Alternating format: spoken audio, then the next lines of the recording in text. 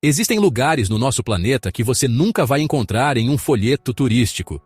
Não é por falta de beleza ou por estarem escondidos demais, mas sim porque carregam um peso invisível. São lugares que nos contam histórias silenciosas, histórias que muitos preferem esquecer.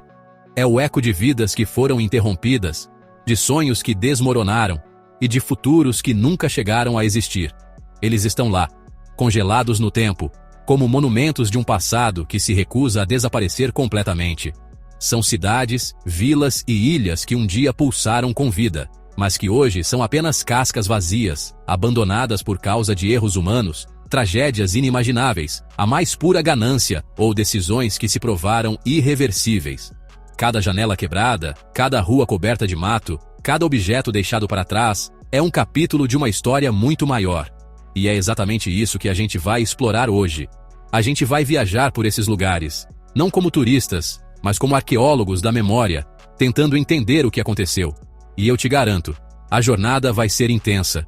Por isso peço que você fique comigo até o final, porque uma dessas histórias é sobre um lugar que foi projetado para ser a cidade perfeita, a utopia moderna, mas que se transformou em um dos maiores e mais emblemáticos fracassos da história humana.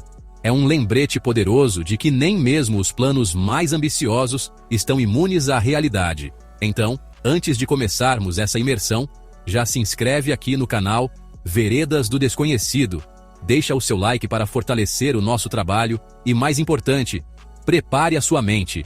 Este vídeo não é apenas sobre exploração urbana e lugares assustadores. É sobre a memória do mundo, sobre as cicatrizes que nós, como humanidade, deixamos na paisagem. É sobre aprender com os erros do passado para, quem sabe, não repeti-los no futuro. Vamos começar? No coração da floresta amazônica, um dos homens mais poderosos do século XX, Henry Ford, decidiu que construiria o paraíso. Em 1928, ele imaginou uma cidade modelo americana no meio do Brasil. Um lugar que não apenas forneceria borracha para os pneus de seus carros, mas que também exportaria o estilo de vida americano. Nascia Fordlândia. Foram construídas casas pré-fabricadas, hospitais, escolas, piscinas e até campos de golfe. Tudo foi meticulosamente planejado para replicar uma pequena cidade do meio-oeste americano, um oásis de progresso em meio à natureza selvagem. Ford não queria apenas extrair látex, ele queria moldar a própria cultura local, impondo horários rígidos, alimentação e costumes que eram completamente estranhos aos trabalhadores brasileiros. O problema é que a arrogância de Ford subestimou a força mais poderosa de todas, a própria natureza. As seringueiras, plantadas muito próximas umas das outras, ao contrário de como crescem naturalmente na selva, tornaram-se um alvo fácil para pragas que dizimaram as plantações. O solo amazônico não era adequado para aquele tipo de monocultura intensiva. Além disso, a logística era um pesadelo. Máquinas e suprimentos que deveriam chegar em semanas levavam meses, perdidos nos labirintos dos rios. A selva não se curvava à lógica industrial de Detroit. Ela resistia, engolindo estradas, apodrecendo madeira e mostrando que aquele ecossistema complexo não podia ser domesticado por decreto. O choque cultural também foi explosivo. Os trabalhadores brasileiros, acostumados a um ritmo de vida ditado pela natureza, se revoltaram contra os relógios de ponto, a comida enlatada e as regras impostas. A revolta de 1930, conhecida como a Quebra-Panela, foi o clímax da tensão, com trabalhadores destruindo refeitórios e equipamentos. Fordlândia, o sonho utópico, tornou-se um sumidouro de dinheiro e um símbolo de fracasso monumental. Hoje, suas ruínas estão sendo lentamente devoradas pela floresta, um testemunho de como a tentativa de impor uma visão sem entender o lugar, as pessoas e a natureza está fadada a se transformar em um fantasma de concreto no meio do verde. Imagine caminhar pelo deserto implacável da Namíbia e, de repente, se deparar com uma cidade. Não uma miragem, mas uma cidade real, com casas de arquitetura alemã, um cassino, um teatro e um hospital. Essa é a história de Colemanskop. No início do século XX, um trabalhador ferroviário encontrou uma pedra brilhante na areia. Era um diamante. A notícia se espalhou como fogo. E em poucos anos, uma onda de garimpeiros alemães transformou aquele pedaço de deserto em uma das cidades mais ricas e modernas da África. O dinheiro dos diamantes era tanto que Colemanskop teve o primeiro aparelho de raio-x do hemisfério sul, usado não só para fins médicos, mas também para verificar se os mineiros não estavam roubando as pedras. A vida em Kolmanskop era um contraste surreal. Enquanto lá fora o deserto castigava com ventos e calor extremos, dentro das casas a elite desfrutava de bailes, concertos e luxos importados da Europa. Bailes, concertos, luxos importados da Europa. A água era trazida por centenas de quilômetros, e a cidade floresceu como uma bolha de opulência no meio do nada. Era um testemunho da ganância humana e da nossa capacidade de construir o impossível quando a recompensa é grande o suficiente. Por algumas décadas, Kolmanskop foi o epicentro da febre dos diamantes, um lugar onde fortunas eram feitas e perdidas sob o sol africano, e o som do vento era abafado pelo tilintar das taças de champanhe.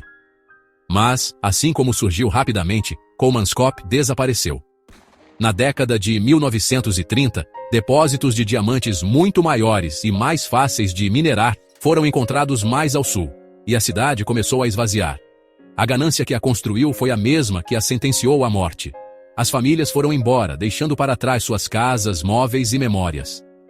Casas, móveis, memórias.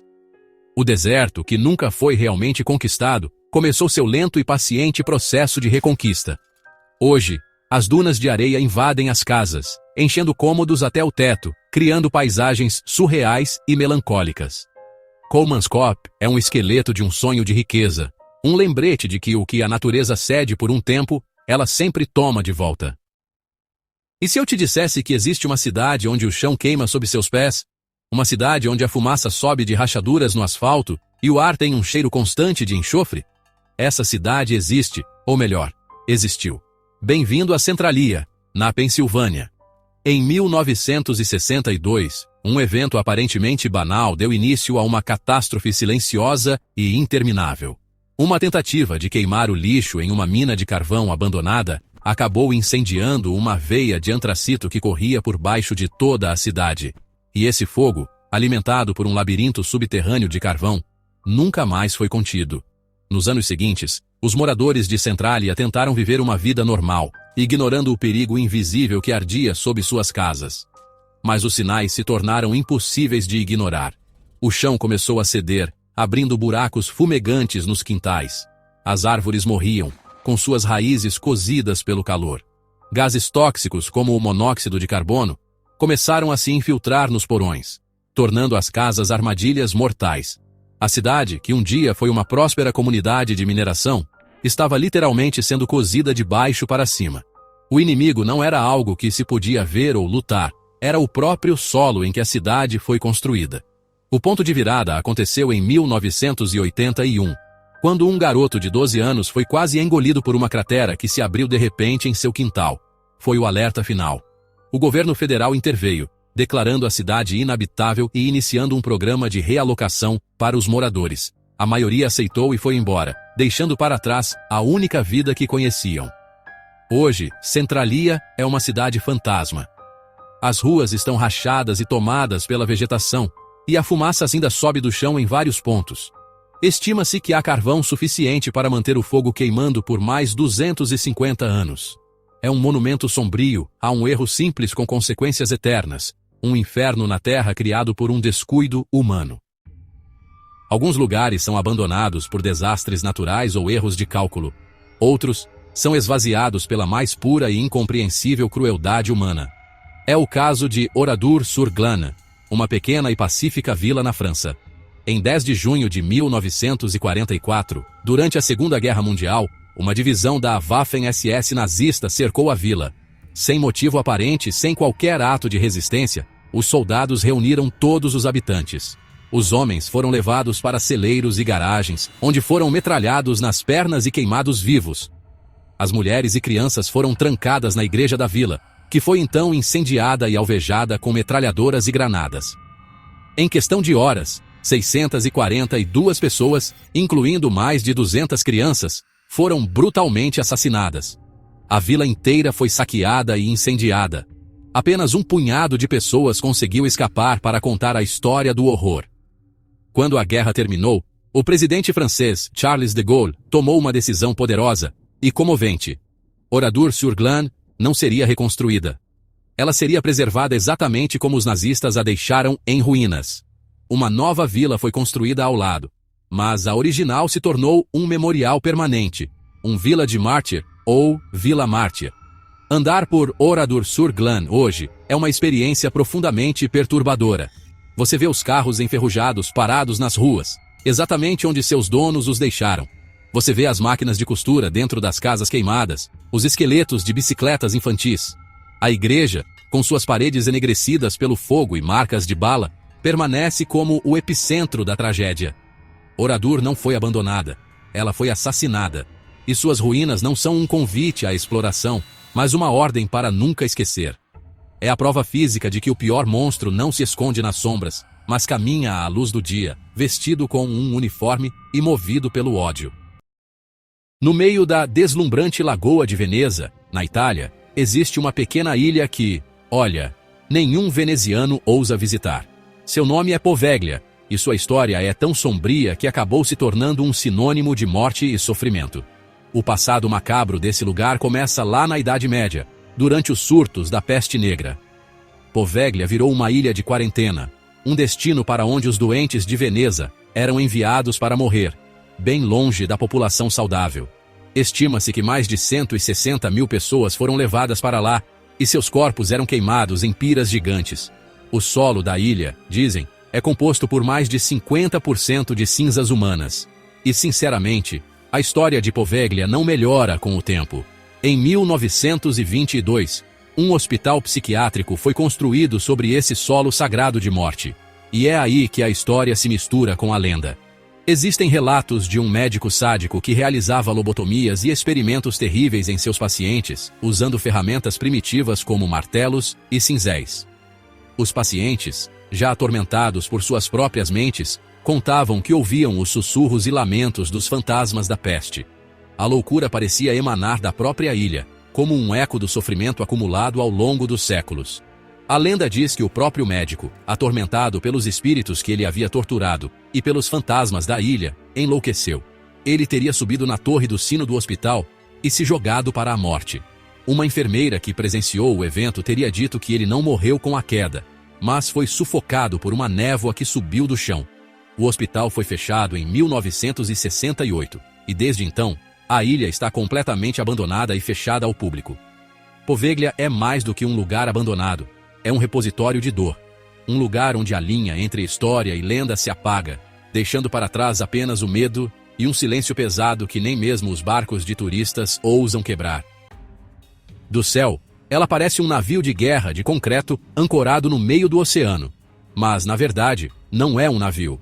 É a ilha Hashima, ou Gunkanjima, a famosa ilha navio de guerra, lá no Japão.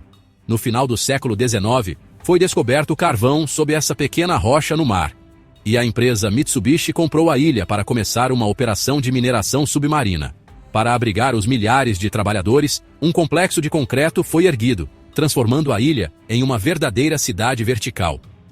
Prédios de apartamentos, escolas, hospitais, lojas e cinemas foram espremidos em um espaço minúsculo. Em seu auge, na década de 1950, Hashima era o lugar mais densamente povoado do planeta. A vida em Hashima era uma faca de dois gumes. Por um lado, havia um forte senso de comunidade. As famílias viviam tão próximas que as portas raramente eram trancadas, e os telhados dos prédios viraram playgrounds e jardins comunitários. Era uma colmeia humana, pulsando com a energia de mais de 5.000 pessoas. Por outro lado, a história de Hashima também é marcada pela exploração. Durante a Segunda Guerra Mundial, prisioneiros de guerra coreanos e chineses foram forçados a trabalhar nas minas em condições desumanas, onde muitos morreram de exaustão, desnutrição e acidentes. Para eles, a ilha era uma prisão de concreto. O fim de Hashima foi tão rápido quanto sua ascensão.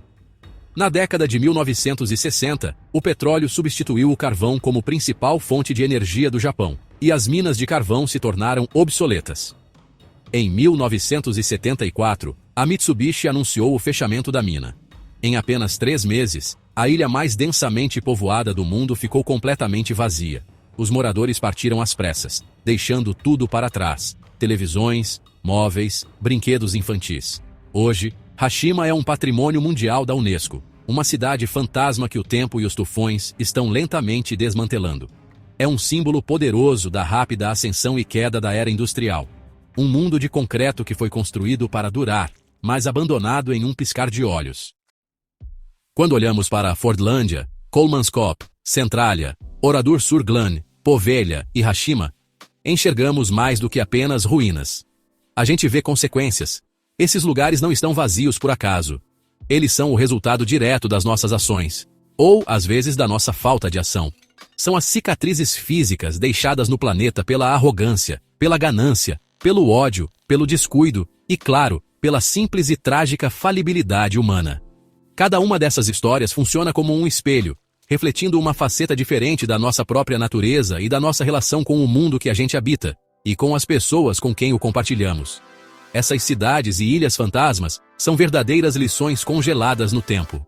Fordlândia nos ensina sobre a tolice de tentar impor nossa vontade sobre a natureza sem respeito ou compreensão. Colemanskop mostra pra gente a natureza efêmera da riqueza, e como a ganância que constrói é a mesma que destrói. Centralia é um lembrete perpétuo de como um pequeno erro pode se transformar em uma catástrofe de séculos. A existência desses lugares prova que o abandono não é um fim, mas sim uma transformação. A natureza retoma o que é seu. A poeira assenta sobre as memórias e o silêncio conta a história mais alta de todas. Eles nos forçam a perguntar: o que estamos construindo hoje que pode se tornar a ruína de amanhã? Quais são as centralias modernas, os problemas que a gente ignora sob a superfície? Quais são as Fordlândias que criamos, projetos grandiosos sem alma e sem sustentabilidade? Esses lugares são um chamado à reflexão. Eles não são só sobre o passado, são avisos sobre o nosso futuro.